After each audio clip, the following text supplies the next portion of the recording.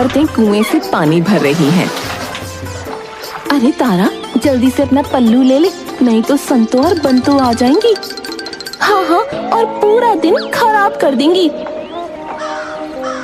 अरे कौन? और तुम उनके नाम से इतना क्यों डर रही हो? अरे तू अभी यहाँ नई नई आई है ना, इसलिए तुझे नहीं पता। संतो और बंतो दोनों कलयुग की रक्षास्त्रियां हैं, राक्षस्त्रियां। तारा जोर जोर से हंसने लगती है। तभी संतो और बंतो वहाँ पहुँच जाती हैं। संतो पूरे ठाट बाट से चश्मा लगाए हुए, मेकअप में और हाथ में एक पर्स टांग कर आती है, और बंतो जूड़ा और उसमें बड़ा सा लाल रंग का गजरा लगाए हुए लाल सिल्क की साड़ी में थी। देख तो जरा इन बहुओं को। अरे हमारे जमाने में तो हम घर के अंदर भी बोलने से डरती थी, और इन्हें देखो कितनी खिलखिलाकर हंस रही हैं। हाँ हाँ, हमारे होते हुए ऐसा कैसे हो सकता है? न जाने हमारे खिलाफ क्या खुसुर पुसुर कर रही हैं। दोनों उन औरतों के पास चली जाती हैं। जल्दी चलो, संतो और बंतो आ रही हैं। सभी जल्दी जल्दी अपना अपना मटका उठाकर जाने लगती हैं। तभी संतो और बंतो वहाँ पहुँच जाती हैं। क्या क्या है कमला की बहू? देख रही हूँ तेरे कुछ ज्यादा ही पर निकल रहे हैं। नहीं नहीं काकी, वो तो हम बस पानी भरने आई थी। पानी भरने आई थी या कान भरने? अरे हमारे जमाने में तो मुई सासें हमें ठीक से सांस भी ना लेने देती थी, और तुम यहाँ बत्तीसी दिखा रही हो। ठीक कहा संतो, अब खड़ी खड़ी मेरा मुंह क्या ताक रही हो? चलो निकलो यहाँ से। फिर सभी औरतें अपना अपना घड़ा लेकर आगे निकल जाती हैं। ये दोनों सगी बहनें हैं क्या? हाँ हाँ, बहनें तो हैं, लेकिन पिछले जन्म की, जो इस जन्म में पड़ोसन बन चुकी है। इन दोनों ने तो गांव के लोगों का जीना हराम कर दिया है। सिर्फ संतो और बंतो दोनों घर की तरफ निकल जाती हैं, और एक मेज पर बैठकर दोनों ताश निकालकर खेलने लगती हैं। हमारे गांव की पारंपरिक पूजा होने वाली है ना, लेकिन अभी तक हमें किसी ने बुलाया नहीं।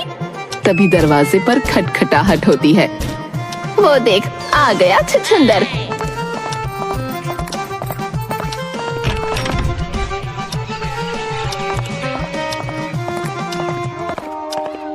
अरे संतो जी, बंतो जी, अच्छा हुआ आप दोनों एक ही जगह मिल गई। वह मैं यह बताने आया था कि परसों हमारे गांव में जो है नवरात्रि की पारंपरिक महापूजा है। तो आप दोनों के बिना तो हमारी पूजा अधूरी ही रहती है। आप दोनों को आना है और अपने शुभ हाथों से माता रानी को भोग लगाना है। हाँ। अगले दिन दोनों मंदिर पहुंच जाती हैं और आरती करती हैं।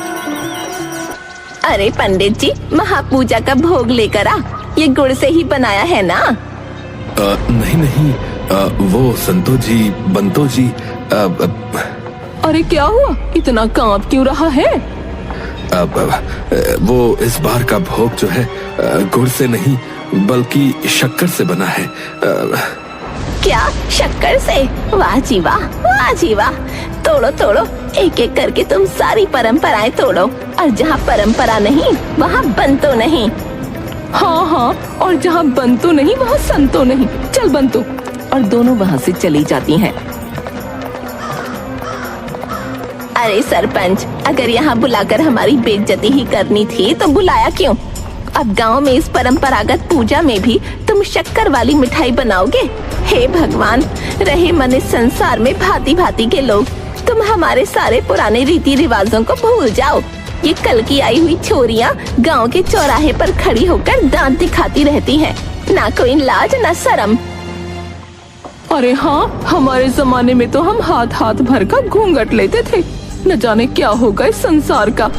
उनकी बातों से सभी लोग थर थर कांपने लगते हैं।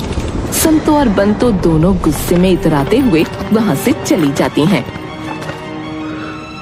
अरे सरपंच काका, ये दोनों आखिर हर वक्त इतना रौब क्यों जमाती रहती हैं?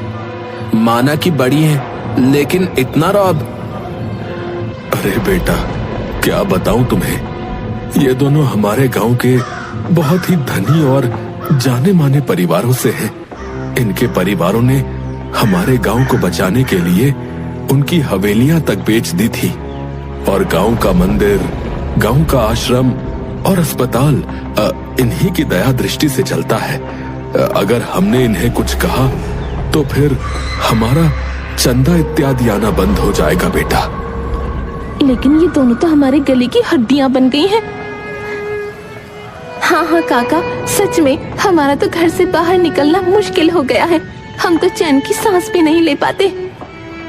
हाँ सरपंच जी, इनका कुछ तो करना ही होगा जिससे ये कुछ दिनों के लिए यहाँ से चली जाए। कम से कम गांव में कुछ दिनों के लिए शांति